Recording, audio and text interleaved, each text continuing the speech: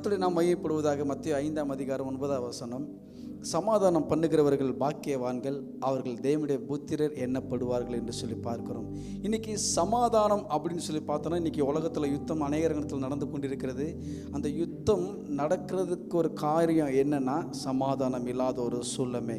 ஒருவேளை இன்றைக்கி சகோதரருக்குள்ளாக ஒரு சண்டை நடக்குதுன்னா, அந்த இடத்தை போய் அன்பு செலுத்தி சமாதானம் பண்ணுவதற்கு ஆட்கள் இல்லை. அப்படி சமாதானம் பண்ணுவதற்கு ஆட்கள் வந்தாலும் அதை ஏற்றுக்கொள்ளக்கூடிய மனப்பக்குவம் அங்கே இல்லாத ஒரு சூழ்நிலை காணப்படுகிறது பிரியமானவர்களே.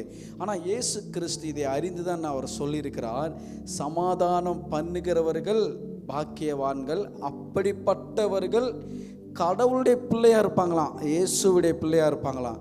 ஆனால் இன்றைக்கி நீங்கள் யாராக இருக்கிறீங்க? சற்று உங்களை யோசித்து பாருங்கள். நாம் கர்த்தருடைய பிள்ளையாக இருக்கிறோமா அல்லது யாருடைய பிள்ளையாக இருக்கிறோம்?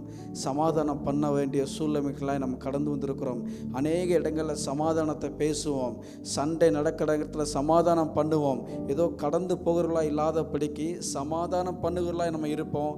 நாம் இயேசு கிறிஸ்துவுடைய பிள்ளைகளாக இருப்போம். கர்த்தர் தாமே உங்களை ஆசீர்வதிப்பாராக. ஆமேன்.